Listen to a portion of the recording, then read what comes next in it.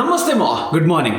ఈరోజు Saturday, rest day. మనం last couple of days నుంచి మొత్తం రెస్ట్ లోనే ఉన్నాం అనుకో, అది వేరే విషయం. బట్ ఈరోజు ఆఫీస్ లేదు, ఇంట్లోనే ఉంటాం. అండ్ లేవక ముందే ఐమ్ వెరీ హంగ్రీ ఆల్రెడీ. ఒక 10:30, 11 ఏమో లేచిన ఉండే. బట్ ఫ్రెష్ అయ్యి మొత్తం అంతా సెట్ చేయడానికి ఒక గంట సేపు ఎక్స్ట్రా అయ్యింది. అండ్ ఇట్స్ 12 PM రైట్ నా. నార్మల్ భాషలో లంచ్ టైం అంటారు, బట్ మనకి ఇది బ్రేక్ఫాస్ట్ టైం. పోయి మంచిగా మన ఓట్స్ సెట్ చేసి ఇచ్చి పడేద్దాం. చెప్పు మమ్మీ ఇప్పుడు. Meanwhile, all right, last week నుంచి కొంచెం డ్రైగా ముక్కుల నుంచి రక్తం వస్తుందని చెప్పిన కదా, so just bought a humidifier.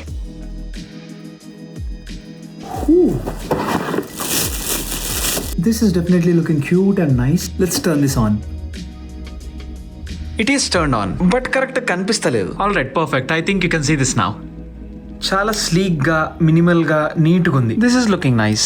Also you can turn this nozzle 360. బాగుంది. దీని అమెజాన్ లింక్ కింద డిస్క్రిప్షన్ లో కూడా పెట్టినా, అవసరం పడితే చూడండి. Hungry and have yesterday's leftover biryani. మంచిగా డ్రాగన్ బాల్ పెట్టుకొని ఫస్ట్ ఇది అయిపోకూడదు. 2 hours later. Alright ma, it's about 4:20 right now. మంచిగా స్నానం చేసి ఫ్రెష్ అయిపోయినా. I feel like almost day is coming to an end because it's already 4:20. I woke up today at 9 and అప్పటి నుంచి real పని ఏమని చేసినా అంటే I don't recall anything except for being lazy and watching Dragon Ball Z and eating oats and eating biryani. దీని తప్ప ఇంకా చేసింది ఏం లేదు. So I want to get some real work done. ఎంతసేపు కుదిరితే అంతసేపు. టీవీలో ఆల్రెడీ మ్యూజిక్ కాస్ట్ చేసిన, మంచిగా బై కూడా పని చేసుకున్నాం. Let's go.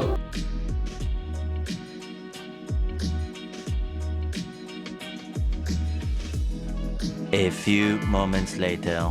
We crushed that session. It was nice. We got some deep work done. మంచిగా అనిపించింది. I need a small little break. And మన రూమ్మేట్ బాయ్ ఇప్పుడే బిర్యానీ తీసుకొని ఇంటికి వచ్చిండు. ఆకలి ఆల్రెడీ స్టార్ట్ అయింది. కొంచెం లైట్ గా ఫుడ్ సెట్ చేసి ఇచ్చి పడేద్దాం.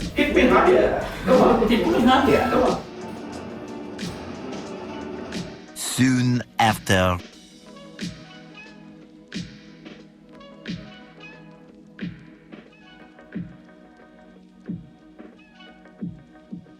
More moments later.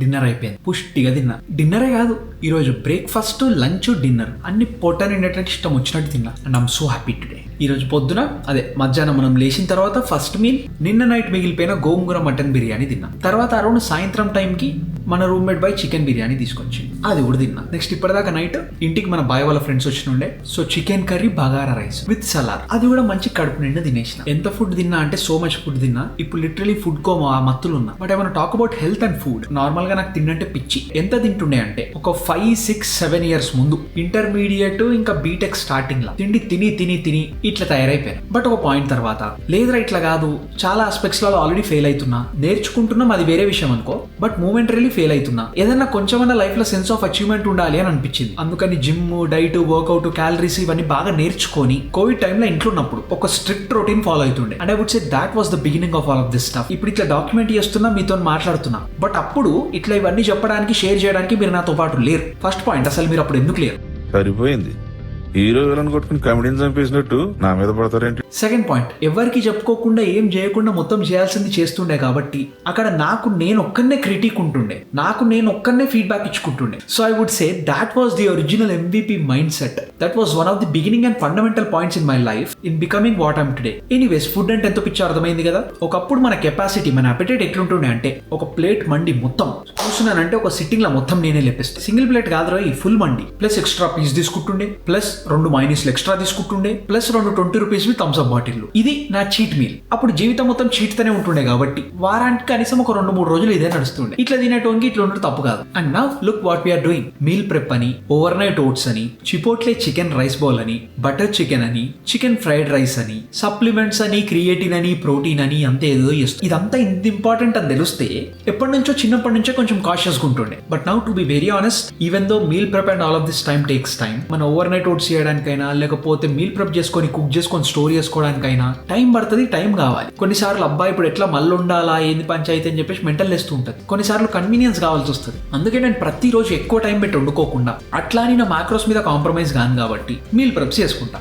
మొన్న కొన్ని కామెంట్స్ వచ్చినాయి, ఇప్పుడు నువ్వు సేమ్ అదే ఫుడ్ ఎన్ని రోజులు తింటో నీకు బోర్ కొట్టదారా అంటే, కొన్నిసార్లు కొడుతుంది after a point of time. అంటే నేను ఒక మైండ్ సెట్ ఉంటా, ఒక స్టేట్ ఆఫ్ మైండ్ లో ఉంటా. ఇప్పుడు నేను తయారు చేసిన అంటే కనీసం ఒక 4-5 మీల్స్ వరకన్నా కంటిన్యూగా తినగలుగుతా వితౌట్ గెటింగ్ బోర్. ఇప్పుడు మంచిగా ఫ్రైడ్ రైస్ మీల్ ప్రెప్ చేసుకున్నా అంటే కనీసం నెక్స్ట్ 3-4-5 days వరకు without getting bored, without any లొల్లి పంచాయితీ మంచిగా హ్యాపీగా ఎంజాయ్ చేయగలుగుతా. కొన్ని మీల్స్ అయితే ఇంకా ఎక్కువ రోజులు ఎంజాయ్ చేయొచ్చు. Exception to oatmeal. Overnight oats కానీ ఓట్ మీల్ కానీ ఎన్ని రోజులు తిన్నా బోర్ కొట్టదు. జస్ట్ టాపింగ్స్ మార్చేస్తే మార్చేస్తే, ఆ పైన వేస్తున్న ఫ్రూట్స్ నెక్స్ట్ వాడుతున్న ప్రోటీన్ ఫ్లేవర్లు మార్చేస్తే సరిపోతుంది. సో ఇప్పుడు ఆ ఓట్స్ కాకుండా అది పక్కన పెట్టినా కానీ వేరే స్టఫ్ నేను ఏదైతే మీల్ ప్రెప్ చేసుకుంటానో అది వండేటప్పుడే కొంచెం టేస్టీగా చేయడానికి ప్రయత్నిస్తా. అట్లా అని ఇప్పుడు మనది రెస్టారెంట్ లెవెల్ ఉంటుందా అంటే అఫ్ కోర్స్ నాట్. కానీ నేను సాటిస్ఫై అయ్యేటంతా నేను కనీసం ఒక 4-5 రోజులు ఎంజాయ్ చేసుకుంటూ తినేటట్లయితే ఉంటుంది. And that is the whole point. And ఈ మీల్ ప్రెప్ కానీ మ్యాక్రో క్యాల్కులేషన్ కానీ కార్బోహైడ్రేట్స్ మొత్తం ఫుడ్ ని మెజర్ చేసుకొని తినడం, బాడీ వెయిట్ ని ట్రాక్ చేసుకుంటూ ఉండడం, డైలీ వర్కౌట్ చేయడం, కొంచెం ఎక్స్ట్రా క్యాలరీస్ ఖర్చు పెట్టడానికి ఒక 10,000 స్టెప్స్ నడవడం,